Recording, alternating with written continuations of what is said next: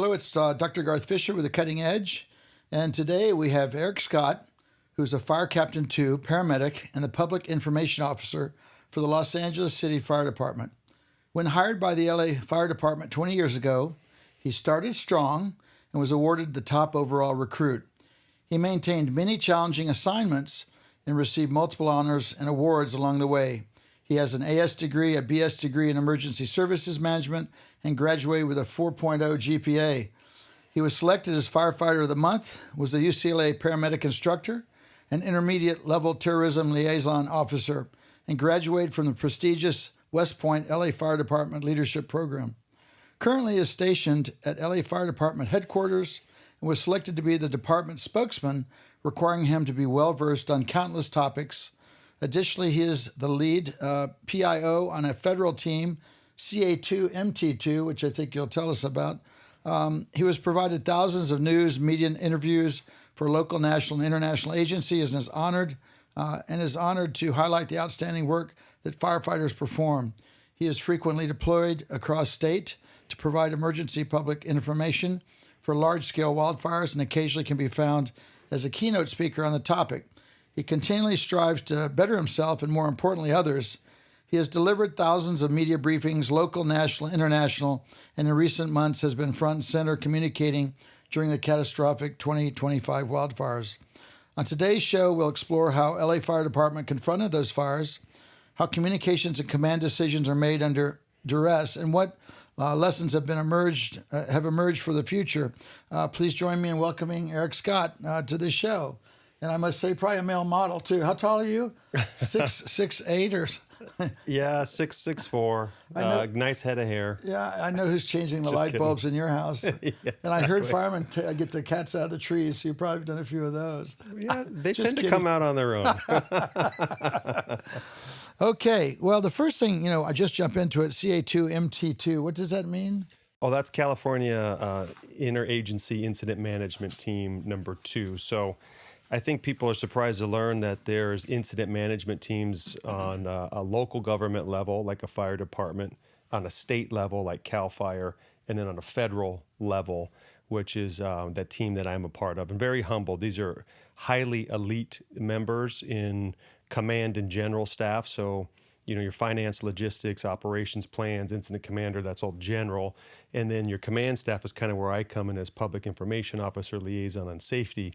But the point of the team is if you get any large-scale, long-duration incident, it's going to absolutely inundate the local resources, no matter where they are. Right. And so they can't handle that nonstop. So you got to bring in a team of highly qualified individuals who can then run that incident working with the local government and mutual aid. And so it's a heck of a team. I'm a little fish in a big pond and humbled to be a part of it. Well, I'm sure you're a tremendous asset for them. And you've worn many hats. You've been a firefighter, paramedic, instructor, now public information officer. Which one of those roles have shaped you the most deeply, would you say? That's a good question. They've all been, instrumental and across my life, from volunteer firefighting for small agencies.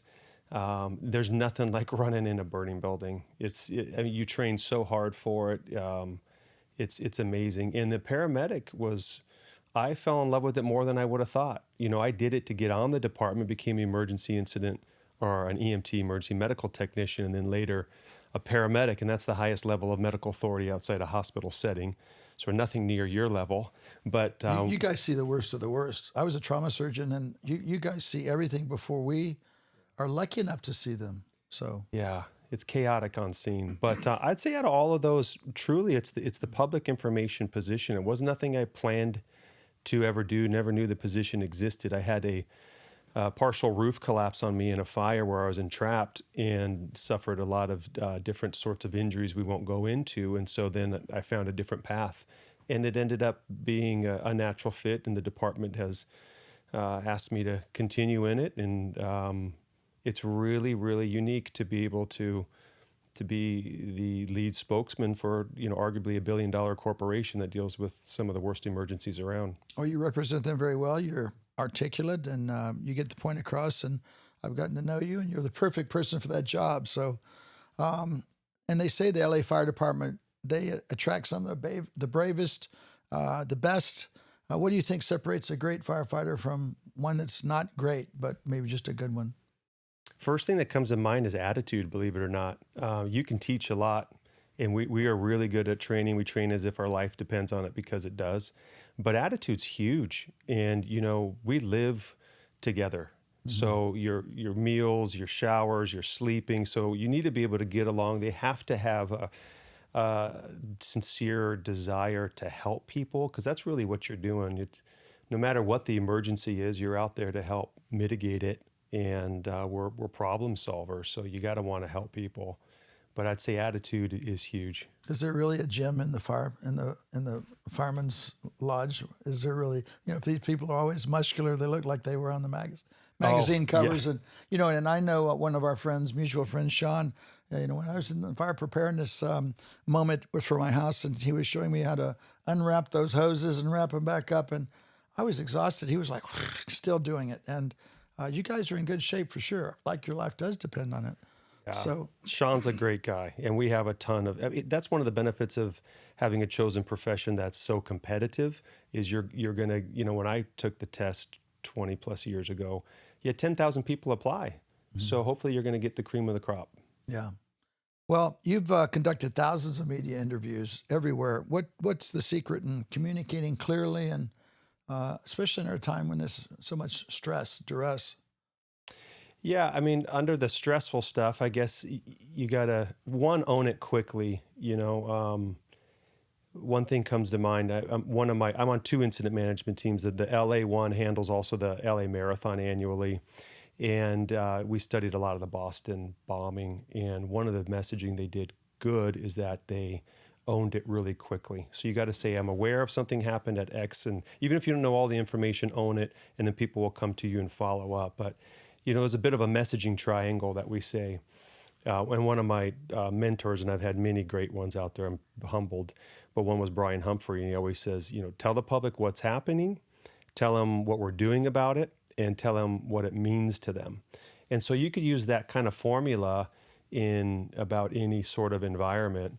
And then depending on what the actual interview is, would depend on the tone, right? So say I have a 3-story center hallway building with an elderly woman and a child that died. Well, I'm going to have a very serious tone on that.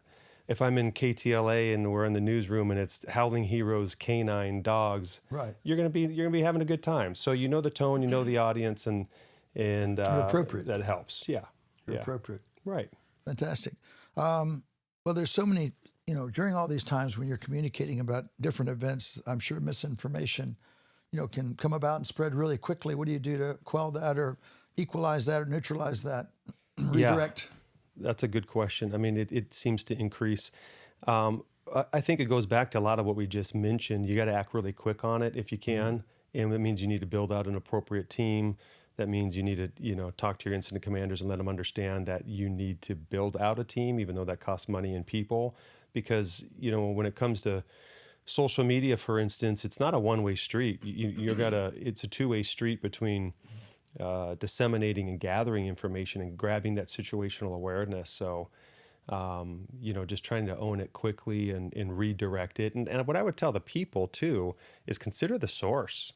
We saw so much speculation and inaccuracies take place on these recent large fires in Los Angeles, and I go, hey, send me where you're getting that information. I look at it, I'm like, how are you even thinking that's credible? Is it a government site? Is it where is it coming from? If it's right. Joe Blow or somebody just stirring things up, well, that's all you're going to get is fluff. It's not just fires; it's everything. I mean, you see it with almost every major event. There's conspiracy theorists. Some of them are wrong, some are right, but you see things come out of left field. It's just like, where's this coming from? It's unfortunate because then you got to combat that too. How many people are on your team with you immediately? Like on the PIO front in LA? Small. I got 3 sworn people a day, and one amazing secretary, Christine. But you compare that to LAPD, they got 23. So I always go, I got 3 to 23. People don't realize how thin staff that is, and you run 1,500 emergency incidents every day, transport 650 people to the hospital. It's the second largest news media market, and you have Hollywood, so there's always something going on. It's and California public records requests. It's very challenging to keep up, but we do the best we can. It's Dr. Garth Fisher with the Cutting Edge. I'm here with Erik Scott. He's a Fire Captain 2, a paramedic, and also the Public Information Officer for the LA Fire Department. We're getting the inside information on a lot of things and how the fire department works, at least how it looks like it works, because you're the one talking about everything. And when you're battling one of these wildfires, I've always wondered, wildfires are, maybe even, in urban areas, what's a day like for you? Like if you're a fireman, you're on the public forum talking about it. I mean, there's no sleep, I would imagine. Yeah, especially what we call IA, initial action, which is the first 72 hours. It's all hands on deck. And the recent studies from, the after action reviews showed that 36 hours without sleep for firefighting, boots on the ground, very arduous work. And it's exhausting. I remember going to fires and you're just so beat, exhausted. But I'll be honest, I'll take that over the mental exhaustion and stress of the command staff when you're having to articulate everything in such a rapid manner, and your words matter, and there's just a ton of stress on there, and political sensitivities, and EPI, emergency public information. So it's very challenging. And then you build a battle rhythm. So you get your team coming in, you have automatic aid from various fire departments. So you got like Glendale, Santa Monica, Burbank, et cetera. And then you have state mutual aid across the state of California that comes in, and they'll even now pre-deploy when you have excessive wind for a quick hit. And then you start to build that out. So now you build a team. So I'll pull in 50 PIOs for a big And where fire. do they stay? At hotels that are, the city provides, or? Yeah, it's different. Local government versus state will do more hotels versus federal teams are more camping at base camp. Or we even bring in sleeper trailers. So, there's been a fire nearby here, and I had an old Crown Vic, and I just would crash a few Z's in that in between when you had a chance. Yeah. Or, and on the fire side, in the hose bed, or, in the cab. But you're all hands on deck for those first 72 hours. It's very difficult. Kind of like I remember when I was an intern in residency, we didn't see a bed for 2 to 3 days. And I know what that is like. And it just goes by, and you get a cup of coffee and you just have to make it work, because the alternative is so terrible. And I assume the people, coming from other counties are happy to do so because they know they're going to be calling you at one point, right? You're absolutely right. Yeah, we play well in the sandbox together, and it's back and forth. I can't tell you the number. I couldn't even count the number of times I've gone to Northern California to help with a fire. So we have to be able to help each other out as much as possible. But mutual aid is huge. Just to kind of go through an overview of the architecture of how this works. If there's a fire on Wilshire and Santa Monica Boulevard, the firemen closest to that come first. Then how does the ripple effect work, where other people are on they're on call, or at least on emergency basis, and how does it spread out like a wave where that works? How does that work? Yeah, so the incident commander is going to ask for help. So when that incident continues to grow, and you have multiple businesses or multiple acres with structures being threatened, they're going to call for waves of additional resources. So soon enough, you're going to run out of resources for your local agency, no matter what department that is. And that's when automatic aid is kind of one of the first things to kick in automatically. That's the term. And, there's 30 plus fire departments in the Los Angeles area. It's not just LA City and county, but you got, the Glendale, Santa Monica, Burbank, et cetera. So they're going to kick in and come in to help. And then, beyond that is that state mutual aid, to where people from anywhere across the state can come in. And when it gets really big, you get people from Arizona, Mexico. Yeah. Yep, exactly. So you have that one fire, the wave spreads, it's a ripple effect. You like the pebble in the middle of the pond. And then 2 more start, and then you have to start taking from resources from the first one. Right. How do you determine, well, this is worth it, we've got to leave, no, we've got to stay here? How do they value those assets? Or I don't know if you can say that, but Sure. Yeah. I mean, it's what's at risk. So everything is situational awareness to come up with a risk analysis profile and ensure everybody goes home. But you got to assume command, get up your communications, and then determine. So you're mentioning other spot fires. Well, if they're getting very large and they're growing in a way to where it can affect people and homes, well, now you got to devote resources to mitigate that. And then it could also depends on geographically who owns the dirt. Is it city?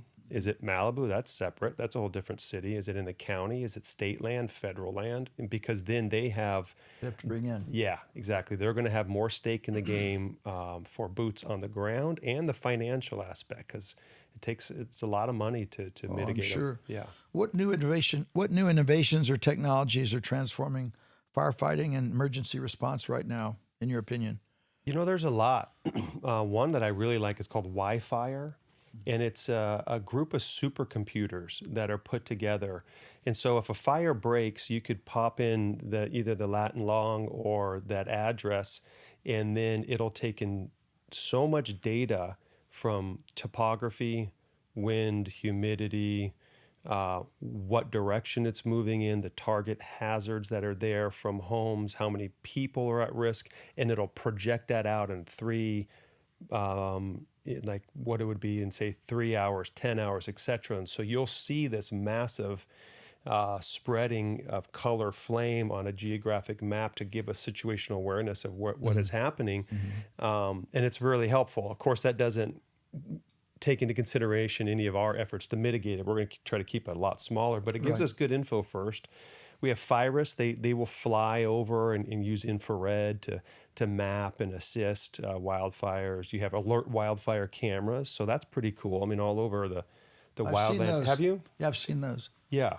So they'll be placed in brush areas looking out at broad areas, and during high hazard days when there's an increased risk, we'll have volunteers in office be able to monitor those. And so if a call pops, you're trying to find out, is it real or not? It might take you, most of these are windy areas, takes 5+ minutes to get there. Well, if you get eyes on right away and they go, yeah, there's a significant column of smoke.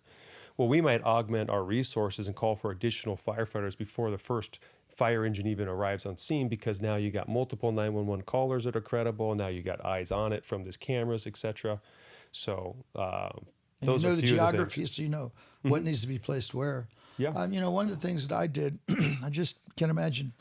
I think it's so great.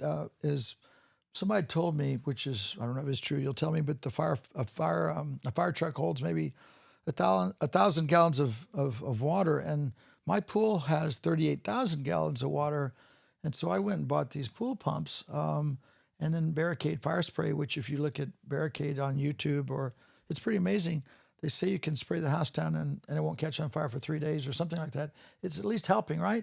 So that's what I've been doing. I would think anybody with a swimming pool should at least get a pump and get some of this Barricade fire gel and help out. No, you're spot on.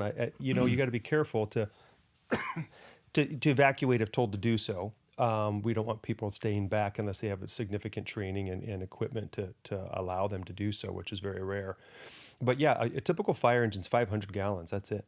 Okay. That's why we connect to a fire hydrant, which has got all the water underneath that we could then connect to our hose lines to go put it out. But yeah, if you're talking about your swimming pool with that many gallons, sure, it's an opportunity. But you have to have somebody trained to be able to operate that. And Barricade gel is a big benefit to spray down that structure prior to evacuating if you have enough notice. So, for instance, maybe you got an evacuation warning, which is giving you the heads up, not an order to go yet. Well, that's an awesome time to use that gel and to protect your property and then get out and stay out. Yeah, I had a fireman previously train me how to do this, and of course Sean has helped so much, and he's helped me with all my pumps and everything. But I think it's important, and when I saw the fire, they were already evacuating, and a fireman came back and says, "You got to get out, please." I said, "Get out." I said, 1 minute, I'm almost done. Yeah. I got to spray the rest of my house down. So I sprayed it, then I left. So, I just think that's a really good thing for the listeners to look into. And maybe the firemen are glad that you've got it. It may help. I don't know. Yeah. I mean, it's you certainly, there's so many things from brush clearance and zone zero and home hardening. But that's a big part of it. If there are pools and you have a pump and you have a hose line and a professional that can operate it, and then using the gel to spray down prior to evacuation gives you a greater success ratio. Yeah, I felt confident. So you're also a UCLA Paramedic Instructor and a product of the LA Fire Department's leadership academics. What's the most critical skills young firefighters need that they can't teach in a classroom? Oh, interesting. I'd say one, I mean, if you're asking that question in reference to trying to get on a department, is don't give up. These are very challenging, competitive processes. Like SEAL Team 6. It's like Not that tough, but getting close. Yeah, so I mean, surround yourself with like-minded people who have the similar aspirations for that career choice, and iron's gonna sharpen iron. You're gonna learn a lot from those folks, and that'll really help. If you're on the paramedic side, take ACLS early. You'll probably attribute to that. Advanced cardiac life support is arguably one of the most challenging sides of the medical, a mega code or full cardiac arrest to where paramedic students will fail out. And we saw them have most challenging. So I really enjoyed teaching ACLS for a while. And I think what people don't realize is that you could do it as an EMT prior to paramedic school. Mm-hmm. So you could get that certification. But more than that, you're getting the sets and reps and understanding of the pharmacological interventions, of the anatomy, physiology, pathophysiology, and to be able to jump in and run a full cardiac arrest ahead of time. So I think I know how you'll answer this, but how do you process the emotional weight of all this, all the tragedy and just terrible things that you see and experience? And from a day, how do you process that? What do you do? Where does it go inside you? And how do you deal with that? Have a good support system. My wife is very supportive, but it's a serious topic, and we are taking it more seriously. So we have more firefighters that will die from suicide than a line of duty death, which is a scary statistic. So more are taking their own life due to PTSD and the challenges than you dying on the job. And so now what we do is we do everything from peer support, so other firefighters that are trained on how to listen, when to inject, provide some counsel, and they've been there, done that. Yeah, so that's really helpful, to department psychologists, to canine therapy is huge. I mean, every big fire I go to, they tend to at some point bring out canines, and I've seen big burly grown firefighters drop to their knees and shed a tear, and that fur just absorbs that trauma, and having those two eyes and nose look back at you and give you some sense of familiarity has been, simple things like that are beneficial to chaplains during operational briefs. So there's a lot of avenues out there, and I think what needs to happen now, and I'll speak to the officers like myself, is don't just make it available. Set it up to where it's going to happen. Because if you just tend to ask people, hey, do you need some help? No, I'm good, Cap. Right. I got it. Right. Maybe they're young, they want to be tough, or you got the old guys who are crusty and don't need it, and behavior breeds behavior. Mm-hmm. Yeah, it's important to be able to recognize the signs of somebody that does need help. And just like you said, there's a lot of people that just won't admit it. And, I'm sure it's very prevalent as it is in more when I was in trauma surgery. But can't imagine all that you saw there, yeah. Well, I wasn't running out of burning buildings and running into them. And you just don't know. I mean, I can't even imagine what that feels like. I mean, you said it was the heat, you can't breathe. I mean, you don't know what you're finding. When do you stop looking and you see something that, like somebody that you can save maybe, but you don't know if you got enough time? I mean, and the go button clicks, or how do you decide? I mean, these are just judgment calls. And yeah, structural firefighting is different than wildland. I mean, one benefit is even your personal protective equipment you wear is bigger and thicker for a structure, and you're on your own air source, which is a huge difference, right? So you could, be in that toxic environment and be able to still breathe, but it goes down to your training and your crew. But I've come out of fires, and it was a cinder block construction, and it took forever to get to the seat of the fire, and we had somebody dead inside. And by the time we came back to the station and you're stripping off your gear, you were cooked meat, man. You were like your self-contained breathing apparatus, and it's got straps like a backpack, and so you take off your layers of clothes, and you could see it different. Well, not necessarily a burn, but you're all pink, and then there it's white. So, yeah, and then on the wildland side, the challenge we're seeing more is it's not just chaparral burning. You know, you had 6,823 homes burning with synthetic materials, with electric vehicles and lithium ion batteries. And so Wow. that smoke is, Toxic. yes, sir. Yeah, that's really, and I heard something about, there's so many Teslas in the Palisades that they're kind of dealing with that now. Yeah, who knows? There's a lot of, Yeah. You have like kind of four stages of emergency management. You have prevention, response, mitigation, and the long road to recovery.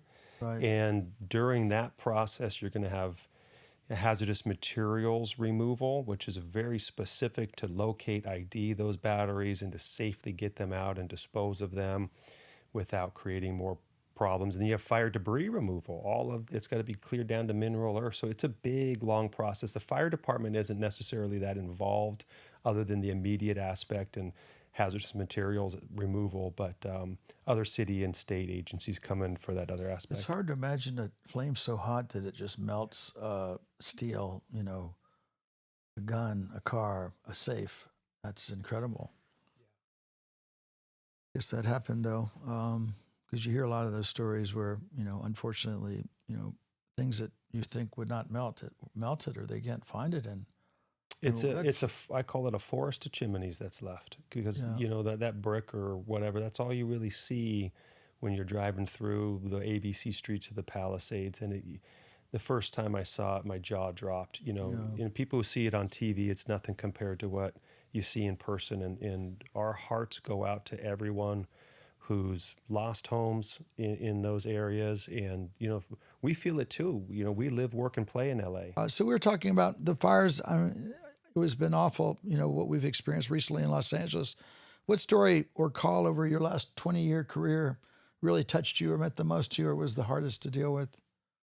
How could it not be the Palisades fire? I mean, it's what you call a career fire. And again, being on two incident management teams and one of them being federal, you go anywhere in the nation to see the worst of the worst. But those wind conditions were absolutely unprecedented. I remember the night of the 7th, we had you have a brush helmet, which is different from a bigger structure one, but on the back of it's got a little black dial and it'll adjust the tension, so you crank it on. And I was cranking that thing so hard it would pop, meaning that's as much as you can get, and your helmet would still get ripped off if you didn't hold it down. So, I mean, the conditions, it was a hurricane with fire in it, all the embers are beating you up. And firefighters could not have fought harder, but the winds were so gnarly, it grounded aircraft, and the devastation was just apocalyptic. It was. And you said there was another incident maybe? I'd say following up would be Boyd Street. So that was national news too. You might recall seeing Los Angeles firefighters descending an aerial ladder truck on the top of a building with this massive ball of flame that came out burning them as they were coming their way down, and it was relentless. It just kept going. There was all this like butane and things that were stored inside that large one-story commercial building that weren't permitted and therefore unknown, and the fire load was just massive. And I looked at the playback, and every second, every move, every chainsaw that was started, a rotary saw, every ladder thrown, everything that was placed, what hose lines would pull, it was money. They were on point. It was just things that inherent dangers of unknown.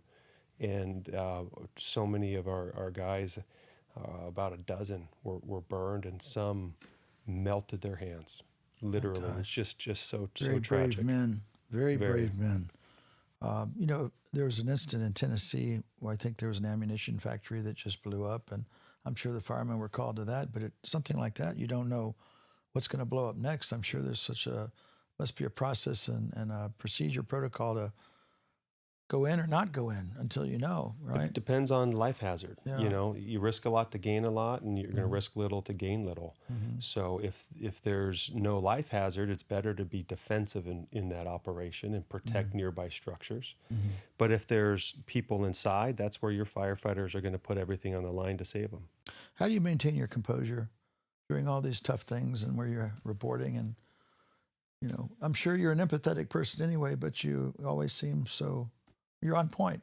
But and I know that's real, so it's not an act. But how do you remain composed? You've got to be strong. Yeah, bedside manner is important. I think, Dr. Fisher, you should answer the question. You're the best at it. But I'm not as brave as you. Yeah, if you could imagine, if we weren't calm amidst chaos and we were panicking, we're not going to solve the problem, and we're not going to have public trust. And then the other thing is sets and reps. Being in Los Angeles, tens of thousands of interviews over the decade, and so you are able to have a consistent approach to disseminating information. And it's good, I think new spokespeople or PIO sometimes are, think too much about the cameras. I'm talking to the general public through the news media. That's the target audience. And so it's speaking in a way that they can understand and tell them what needs to happen in a confident manner that makes sense to them. And it's helped me, at least. Yeah. You could tell the public one thing about firefighters, what they don't often realize. What would that be? Here's a silly one. We buy our own food. Okay. It's, so at the fire station, you get a cook a day, and at some point you're going to go shop typically. So your fire engine or truck will pull up to your local grocery store, and you're making your meals. And I can't tell you the number of times people will go, "Oh, we didn't know you guys had to do that. We just thought you had food and meals." They're like, you have to. So you guys like pay. food? It's not a bad thing to drop off a bucket of Kentucky Fried Chicken. No, you guys can eat that, but you wouldn't a fire. But food is something good that people could bring you. Well, we pride ourselves in being self-sufficient. No need to bring us anything. We appreciate the support. We encourage anybody to go by one of your neighborhood fire stations and say hi, be a part of the community. We are public servants, and we mean that. But a wave goes a long way. Yeah. You're writing a book. I wanted to go through that. The name of that book. What's the name of your book? Calm Amidst Chaos. Calm Amidst. Tell me a little bit about that book. When is it going to be out, and what inspired you? What can we expect? You're the perfect person to write a book, and I will definitely buy it and read it. Well, thank you. It's a frontline memoir of the Palisades fire and what had transpired. And I think what happened is I was interviewed so much for it, including other people's books. At one point, I'm like, why don't I just put this together? And I have an amazing mother-in-law, and she just finished her book, Resting Warrior, and I saw that it could be done. And so that was inspiration. I had the support of my wife. And then I've been doing more with Sean Penn, the actor, and Core, and he offered to write the foreword. And then had a lot of mutual respect with the former mayor of Eric Garcetti. He offered to endorse it. So everything was just coming together to where I wanted to tell the stories that weren't told, talk to the bulldozer operators. What did they go through? What was it like to be in that helicopter for the pilots? What was it like for a firefighter to lose your own home? What would, so all these stories, and then there was incredible highs. You go to Oscars and you're on the stage, and then there's Cause Determination that came out. So there's just so much to be told, but I think there's a lot of positive aspects that the people don't know, and it was an opportunity to put pen to paper and have it come out on the 1-year anniversary of January 7th. So January 7th is when it's going to come out. Everything's on time? I'm writing it in 2 months. Congratulations for that. Yeah, congratulations. That's a big project beside everything that you're doing now. Yeah. Can't wait to see that book. Thank you. What role did Los Angeles Fire Department's forward planning and preparedness play when the conditions were already primed for disaster, knowing what we felt like we knew? What was that setup like?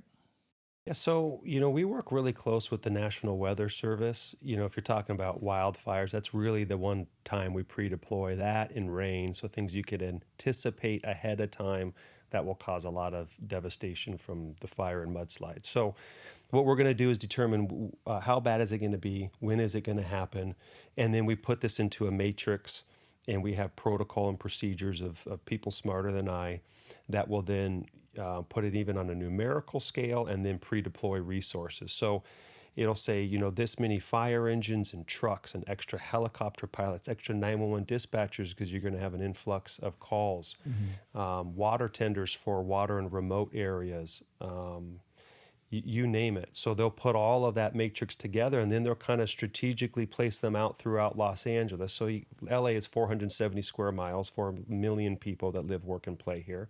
But maybe 20% of that's brush and wildland. So you got to strategically put them in those areas, but also, maybe areas that are close to freeways so you could get somewhere quick. So that's just some of the proactive efforts that will continually take place. And then it's always being reviewed and refined so we could be better and better for those we serve. Okay. So the more you practice it, the better you get at it, I guess, right? Sure. And has there been an increase in the number of firemen in the city, or is it going up or coming down as far as the available firemen and departments? There was an independent resource that came out, and it was called the Standards of Cover, and it actually showed not much has changed since the 60s. And so we definitely need more firefighters. It's not necessarily hard to get people to want to do the job. It's just all of the finances perhaps behind it that's way above my pay grade. So we of course, we'd like to have more firefighters out there. We want to do the best job we can. And anybody who's interested could go to joinlafd.org to get more info. And what would be your pitch to a friend to say you should join the fire department? Again, if they had that good attitude. So, for instance, I went on a walk yesterday in my neighborhood and came across a great neighbor, and he told me his son wanted to get on the job. And he's strong, outstanding attitude, wants to help people, smart. Courageous, very courageous. Yeah. He gets after it. Does a lot of sports or ex-military. You can understand the structure, the command system, the arduous aspects. So and we're also encouraging females to be a part of it more. And the amount of training that you'll get is amazing, and it's amazing camaraderie, and it's a very, very unique profession that I'm honored to be a part of, and I'm just beyond honored to be a spokesperson for our hardworking firefighters. They are the best of the best in LA. I agree. How do you manage the tension that's between urgency and accuracy? It's like, got to have it now, but it's got to be accurate and delivering the message. Yeah, when I teach PIO classes on this, I always say we have to do 3 things to gain a 4th. So first is you have to be timely. If it's not timely, it doesn't matter. They're going to go somewhere else for the information. It's often misinformation or skewed, so it has to be timely. But the second thing is being accurate. That's a paramount concern. It has to be accurate. And then the third is consistency. And especially for those large wildfires where you have, different county and city agencies and Department of Water and Power and county supervisors and mayor staff, everybody's used to disseminating information amongst their own channels. We need a consistent message when you're in a unified command. And when you do those 3 things, the 4th that you gain is that credibility. Right. And you got to have credibility if you're giving that EPI, emergency public information, or telling people to leave their homes. This is so important. I mean, it's not just for your firefighting and the LA Fire Department, but also for your family, for friends, for your business. These are very important points. And the Officer Humphreys that he told you and instructed you also, those are all something that are daily lives would be instrumental and valuable for all of us. I'm sure you're probably the public information officer in your family, in your house too. Yeah. And amongst your medical friends, problems or a church, you got to give a speech. Yeah. Do you do that? You give a lot of speeches? Yeah. Next week I'm on a panel for California public information officers, and then I have to do one at Cal State LA, and then I'm going down south to Indian Wells, and then up north later next year to Napa. So, and there was other ones we just turned down, but it's important. We all learn from each other, right? And we all want to do a good job. So it's good to get together. I'm sure you've made a lot of friends and probably enjoy doing that. Everybody likes to be around you and talk to you, and I don't know about you're the ideal spokesperson. So, in your experience, how much does public behavior, such as delaying evacuation, driving through smoke, returning too early, how does that influence outcomes, and how do you communicate that risky behavior? How do you try to minimize that? Yeah, the recent deaths we saw were from some people that weren't able to, that did not evacuate ahead of time. So I would say the biggest thing to take away from these recent Los Angeles firestorms and the multiple fires is to evacuate early. And so that means you have to have a plan. That means you need to be able to have more than one means of egress to come out in case one is cut off. And that's a way that the public joins our team. You provide the defense, we'll do the offense, have the defensible space around your home, know how to harden your home from embers, because it's not the flame fronts only that are taking out the homes. It's, in the Woolsey fires, the first time that really set home with me, I was driving through North Ranch, a beautiful, expensive community in Westlake Village, and you just saw multiple homes standing and then a few that were burnt to the ground. And it was not, you were used to just the flame front being the challenge. So again, it would be for people to evacuate early. And if you're told to shelter in place, to do so. So we understand that it comes at a cost for people to leave. We don't tell people to leave unnecessarily, but there's a ton of information that goes into it. We are going to err on the side of caution for the benefit of the greater public, but heed those warnings. When you talk about hardening a house, there's grills in the side of your house. You want to change those grills, or what do you want to do with those? And try to cut the brush 5 feet from your house, I guess, which can be just devastating for some homes. I know. But what are the grill precautions? Well, you want to keep that smaller, the smaller holes. So, and even boxing in your eave lines and making sure you don't have a shake shingle roof. So you just think of it, walk around your property and go, okay, if these were embers blowing in here, where can it get into? And when everything is dry from the wind, what could ignite? And we're seeing homes burn from the top down because it's getting in the attics. When it comes to brush clearance, that's the defensible space. And you could go online to pull up all the specifics, but I'll give you the basics. It's bringing the weeds and grass to 3 inches. Trim the bottom third of a bush, the bottom 6 feet of a tree. You want it 5 foot from your roof line, 10 foot from a chimney, 10 foot from roadways and fences. The point is, we kind of want everything to look like a lollipop because it's the ground fuels that will carry that flame. And so if you have everything kind of cleaned up, now I could put a firefighter between that wall of flame, between the home to save it. But again, we also kind of need to discuss the 2 types of wildfires. You either have a topography-driven fire or you have a wind-driven fire, and they're really different. The vast majority are topography-driven. So when it gets hot and the relative humidity decreases, well, it's going to preheat the fuels above. It's going to burn uphill, and we'll be able to anchor that. We'll flank both sides and pinch it off and use air assets at the heat. And we're going to knock those out before you probably won't even hear about them. But it's the wind-driven fires that we're seeing increase, especially with climate change, and what that does is take those flames like a freight train and make it very, very challenging. So what about that 100-year-old magnolia tree? That's the most beautiful tree you've seen. It's 4 feet from your house, and it's kind of part of the property, and they say you got to chop it down. Yeah. It's like, it's tough, right? Yeah. Well, you're not making the rules. You're just telling us what they should be. Exactly. So, and I got 2 cypress trees near mine, and my wife loves them. They're within. Did they come down? No, because they're not. It's not in the zone 0, which is new. 5 feet 1 foot. Exactly. Okay. Yeah, but move the house back. Yeah. What role did aerial firefighting play in the Palisades and Eaton fires? I mean, how does that really strategically impact what you guys do?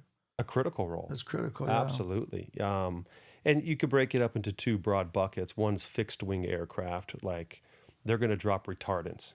And to make it simple, they drop them on the 3 R's to stop a fire. So your roadways, your rivers, your ridges, those are natural fire breaks to where you'll drop all that pink retardant down. So when the flames get up to that point, it'll slow it down as it hits the natural fire break. But the real workers are the rotor wings or helicopters. So we have a fleet of 7? I think we have Augusta Westland 139s, Bell 505s, pretty amazing birds, and all the counties have Firehawks. But those are going to really hit the priority flanks of the fire where it's the hottest, where it's going towards homes where we have structured defense set up. So critical, but a challenge is when the winds were so terrible, they can't fly. It's absolutely unsafe, one. And number two, the water drops are evaporated. I think the public doesn't really understand that. They're like, where are the airplanes? Yeah. And they just don't understand it's unsafe. Yeah.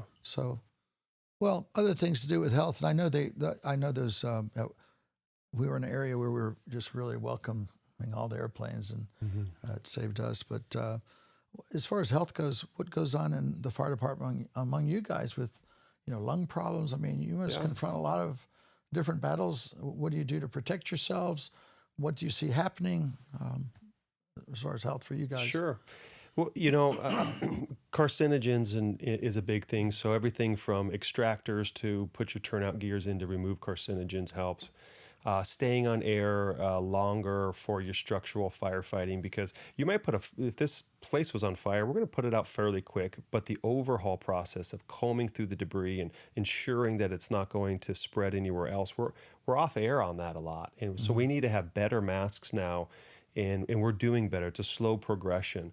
But on the wildland, we saw that a ton. It's a real challenge. I was deployed at Palisades Fire for 28 days. When I was finally demobilized, I was off sick. Went to the doctor, and two doctors auscultated your lungs. They go, yeah, you're wheezing. Here's albuterol. Here's cough suppressant. Do a chest X-ray.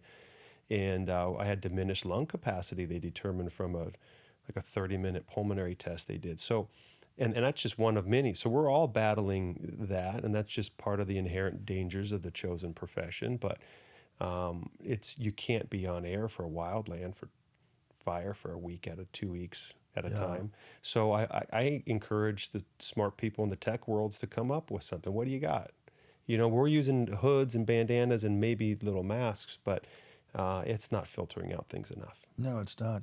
I would imagine too that there's a really a vulnerability with your oxygen, even inside of a building with the fire. I mean, that if there's any oxygen exposed, that's going to explode too. So, yeah. I mean, how do you keep that from getting so hot? I guess it's the way it's built. But well, fortunately, it's compressed air. So the ambient air is 21% oxygen, I think. So we compress that into our air tanks versus it being oxygen, because you're right, it would be absolutely more flammable.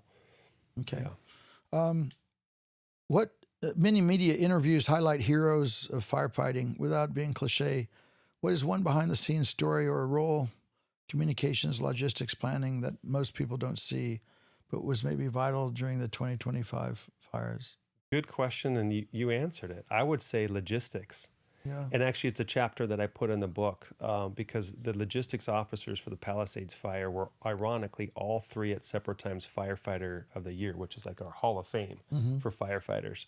And they will build a city out of nothing. It's incredible. Again, I've been to countless wildfires all over the state, and sometimes it's just often a dirt lot, and you have to make a full incident command post from trailers we call it trailer rows, so you can have all of your operations and your meetings. You have to have generators to run it. You have to have power. You have to have hand wash stations, toilets, sleepers. You need a direct traffic control throughout there, and a massive mobile kitchen to feed everybody, and operational platforms and TV screens. So what logistics do, they're an unsung hero. You don't see them, they're not in the limelight, but they are a critical backbone to successful unified command.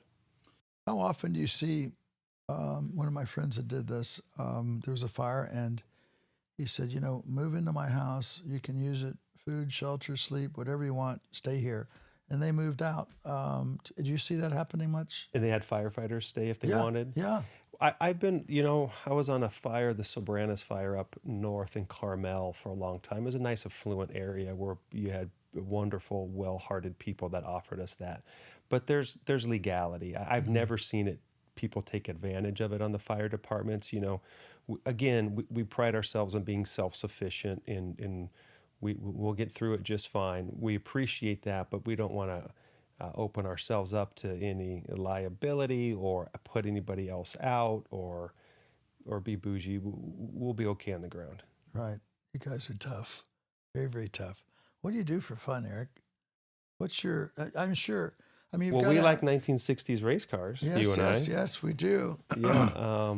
And travel. Yeah. Yeah, when you can, and do stuff with church and family, and find that base, find the the balance of life, because I'll admit it's been out of balance for a while, and several times for me, to where you work too much and you got to find that sweet spot. I don't think I've ever met somebody in the hospital bed and said, "Oh man, I wish I worked more." No, I You know. know, I so know. it's finding that balance. Yeah. I truly enjoy my job. It's more like a hobby for me. Things Cool. that I do now, this is a hobby. I enjoy this too. And Hmm. so I've gotten to that point in my life where I'm, thank God, able to do that. But I know that when you work so hard, you've got to have a moment. It's like, take all this off of me and let me run, free and Exercise. exercise, do whatever I Yeah. want to do. And that's such a great feeling also. So you kind of work for that. But I know that, I just can tell. And the work that you guys have is one of the most stressful jobs there is in the world. I mean, the only thing would be worse is if somebody's shooting at you Yeah. at the same time, which Right. our military has to go through that. But, I honor you guys so much and respect you so much for what you do. And I know the whole city is very thankful. I mean, everywhere you go, people are like, thank you, thank you. And, you gave me a hat one time. I wore it to the Rams game. It's that hat back there. LA Fire Department's because it's got the Yeah. Rams on the side Yeah. of it. Yeah. And I walked in all the way from the parking lot to my seat. Must have had a dozen people. Thank you for everything you do. And I said, well, yeah, no problem. I don't do what you think I do, but you can thank me for what I do too. But no, you guys deserve so much respect. And so you like to race cars, you like to travel, and anything new that's coming up besides the book? You're gonna have a book party probably. Yeah.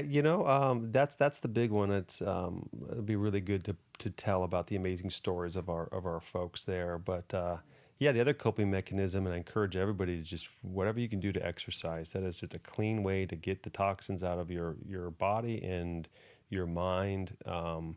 And that's been a secret to success for us. But it's also just been an honor to be here on behalf of all first responders. It's not me. And it's not just the LA Fire Department. It's first responders everywhere that go out on a day-to-day basis and truly want to help people. What's Yeah, better they than work that? integrated as one moving force, one team, and you guys are very good at it with the LAPD and everybody else. Well, it's there's so many more questions to ask, but we're kind of wrapping up here. But it's been such a pleasure talking to you and learning so much. And I appreciate you coming today. This is Dr. Garth Fisher with The Cutting Edge. I'm here with Erik Scott. He is Fire Captain 2, paramedic. He's he's the Public Information Officer for LA Fire Department. And this has been a great, great conversation. If you miss it on the radio on your drive to work or whatever you're doing, you can always catch me on Garth Fisher MD, Cutting Edge, The Cutting Edge on Instagram, which is on YouTube as well. And you can hear this great conversation. Thank you. Yes, Thank you. sir. Thank you so much for coming. Absolute Appreciate honor. it. Yeah, it's an honor for me. We're all fans of yours. You are thank you. the master of your craft.